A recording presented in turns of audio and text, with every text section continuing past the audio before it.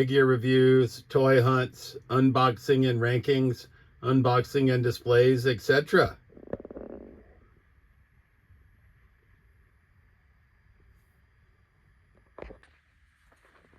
All right, YouTube. Welcome back to Trolls Toys, Random Figure Review, episode 26. And as always, we're going to do 5 to 6 figures from different lines. So we're going to do 6 different lines today. I'm going to cheat slightly. You'll see what I'm talking about. But representing Marvel Legends from the Build-A-Figure Executioner wave, we're going to do Warbow. Representing 12-inch G.I. Joe, we're going to do Dreadnought Ripper from G.I. Joe Valor vs. Venom. Representing G.I. Joe Classified, there's our cheat. We're going to do number 178 in the Classified series, Mainframe. Representing Articulated Icons, we're going to do the Basic Ninja Green. And I've liked these figures so far.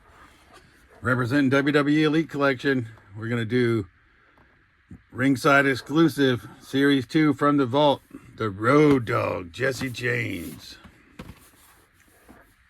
One half of the New Age Outlaws. And representing McFarlane, we're going to do Etrigan the Demon. Right? He's going to go with our Spawn figures. We had him before, actually, but that was before I was doing videos, I think, and traded him away, but he's back. So that's going to be our 6 figures in this episode. All right. It says, Warbow fights alongside Crystar, Prince of Crystallium, as captain of the Royal Guard, defending their world against the forces of chaos.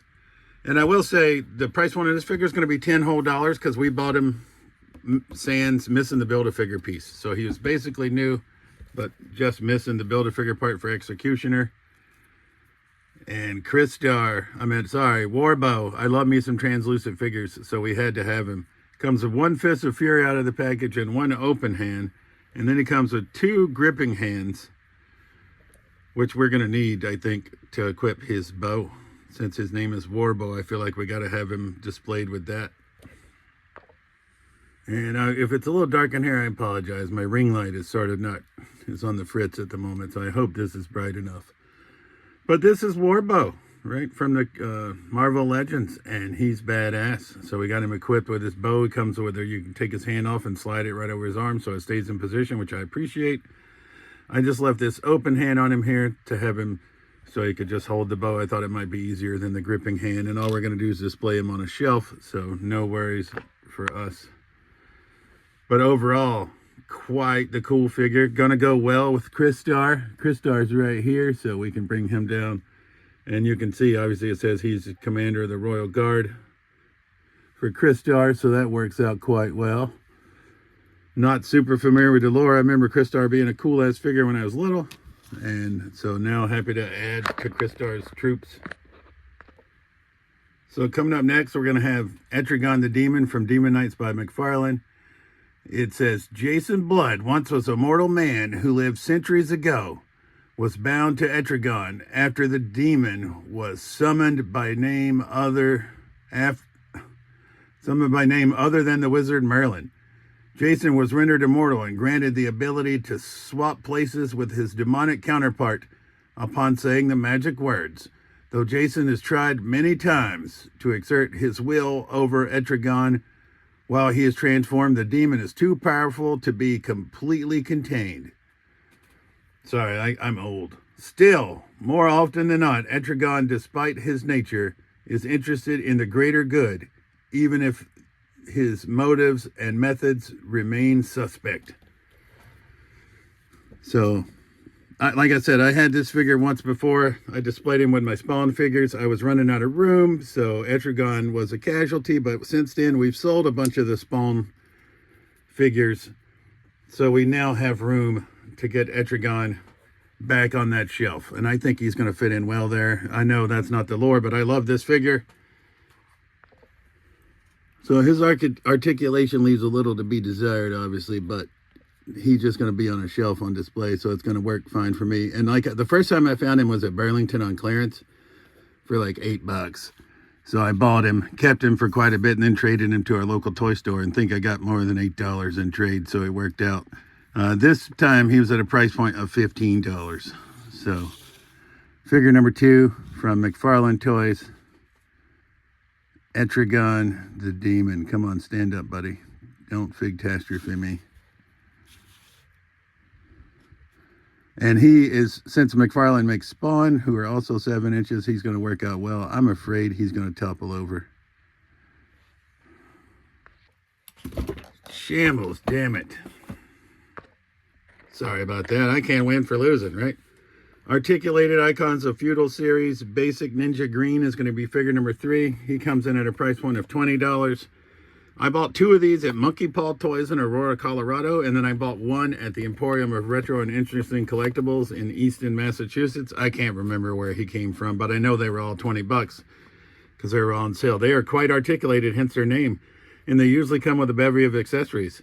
And I think they scale well with classifieds, so that's what I use them for. So let's see what the Basic Ninja Green is working with.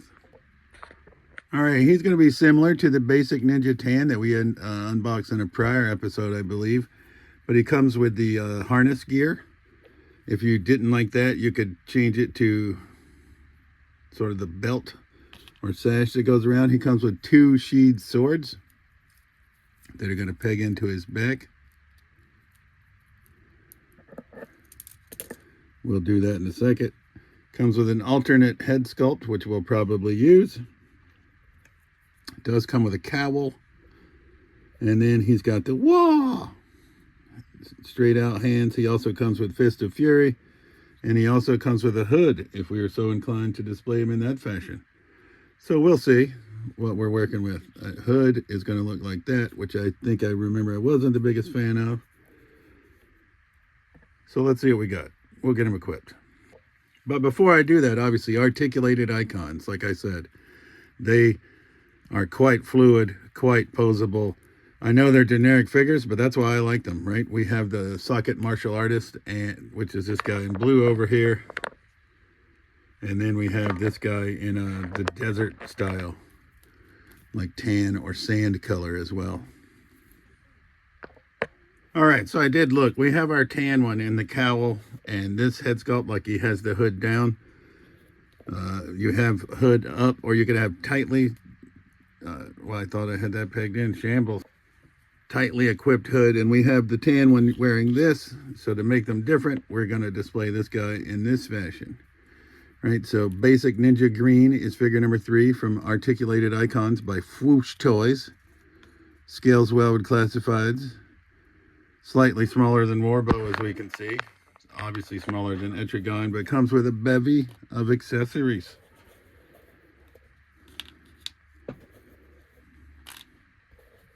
And also like how they include the little storage bag for the extra accessories, which we'll obviously use. All right, up next, from the Vault Series 2, Road Dogg Jesse James. Height, 6'1", weight, 241 pounds. Titles, Intercontinental Champion, WWE Tag Team Champion, World Tag Team Champion. Oh, you didn't know? The New Age Outlaws had the longest running tag team title reign in the Attitude Era at 125 days. And we also have Billy Gunn to complete the New Age Outlaws, but we'll also see him in another video. So let's get Road Dogg out of the package. All right, here's the Road Dogg. He comes equipped with obviously the signature visor that we love, his patented hairdo. Comes with the WWE microphone, the World Wrestling Tag Team title. He does come with alternate splayed out hands and alternate Fist of Fury as well. I was a big fan of the Road Dogg Jesse James. He's got pinned knees, pinless elbows, right? So a little bit of an older buck for the legs. Cloth goods shirt. There went the title. It was in his hand in the pack, but obviously now that I got it on camera, he's like, nope, don't want to hold that. So, oh, you didn't know? Figure number 4 is the Road Dogg Jesse James, one half of the New Age Outlaws from the WWE Elite Collection.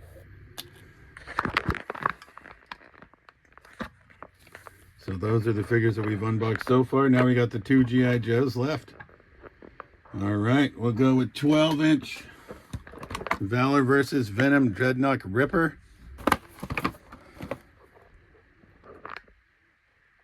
File name, Harry Nod. Birthplace, Grim Cape, Tasmania. Antisocial and proud of it. Dreadnought Ripper has been taking out his anger on the world since he was expelled from nursery school for bribery and aggravated assault. Blacklisted from every outlaw biker gang in his native Tasmania for excessive nastiness and inadequate personal hygiene, he sought out Zartan at his secret swamp hideout and joined the Dreadnoks, who overlook his bad points since he pays his dues on time and doesn't spend a lot of time in the bathroom. Ripper hates everything and everybody. He likes nothing better than ripping things to shreds with crude, sharp-edged tools. Shambles. I can't read this. After he tears things apart, he enjoys jumping up and down on top of the pieces while wearing his hobnailed engineer boots and shouting naughty verses at the top of his lungs. Pardon me for my inadequate. Like I said, my ring light's on the fritz, so apologies. All right, there's Ripper, 12-inch G.I. Joe. And I got to say, yeah, I came prepared with the stand today. His boots are a little big. I don't think he would stand up well without them. But he does come with his signature sunglasses. And he comes with a baseball cap to go over the do-rag with. It looks with the Zartan Dreadnoks logo, looks like. He comes with a firearm. And he has a holster for it, which is convenient. So we'll get that into the holster. And I know lots of people don't like 12-inch Joes. I've been selling a bunch of them, though, on Whatnot. The ones, I bought a big collection, kept the ones I wanted, and parting ways with the others. He comes with quite the hefty knife. And then, obviously, this is not... He comes with, like, the Jaws of Life and Classified, but in this 12-inch line, he comes with this, like, projectile, fucking... whatever this is, I don't know. I'm not familiar with it, but it does come with 3 projectiles, right? So we'll get him equipped with that, and we'll be back. All right, there's Ripper, and I got to say, I call that a knife. It's a machete. They gave him a spot to hold the machete, but obviously not the safest way, because he could cut himself very easily on that machete. And I am a safety guy by trade. And then we have this big, whatever the hell this is here, but it's so heavy that it's making him list forward. So we're going to try to get him a little bit, standing a little bit better. All right, there's Dreadnought Ripper, 12-inch G.I. Joe, Valor versus Venom. When was he from again? I want to say it was like 2003 Hasbro. So newer 12-inch figure. I like the 12-inch figures. I think to just put them on display, it helps me reminisce. I had like the really old 12-inch Joes when I was small. So... oh, well, just one. I only ever had one 12-inch Joe. And obviously comes with the file card, which we've saved. And Shambles, from my part, if I'd have read, they just call that big weapon a missile launcher, which makes sense. So there we go. So now that's going to leave, last figure is going to be number 178 in the Classified series, Mainframe. The one thing I miss from Classified is they don't have the file cards. And I know you could scan this barcode and maybe that brings you to it. I've just never once done that. So we're going to get Mainframe out of the package next. All right, here's Mainframe, and we're going to read his vintage file card from the internet, right? So let me see if we can... Name, Blaine Parker. Primary military specialty, computer technology. Secondary military specialty, infantry. Birthplace, Phoenix, Arizona. Mainframe enlisted in the Army Airborne at the age of 17 and made it over to Southeast Asia for the last year of hostilities. Just in time to get his combat infantryman's badge. He left the Army to get his degree from MIT on the GI Bill and did a stint tolling in the antiseptic corridors of Silicon Valley, making big bucks and fighting off boredom with a stick. Luckily, the Marines were looking for a few good men with just his qualifications. The proper papers were signed, and Mainframe was back in uniform. Too much of the modern battlefield is computer coordinated, not to have a computer specialist right out there in the field with you. Problem is, most hackers don't exactly fit the combat profile. Mainframe is the exception. He was 10 years older than the next oldest trainee at Paris Island, and he still finished at the top of the class. He's got brains, but he's hard. And Mainframe comes with a nice backpack. He comes with his computer briefcase, obviously. He does come with, I'm assuming that's sort of communicator or radio. Similar to this one. He comes with a knife that, is it going to have a sheath? It is. Right here. So we're going to get him equipped with that. He comes with a handgun, which is going to, peg in right here on the figure. So I'll get that in there.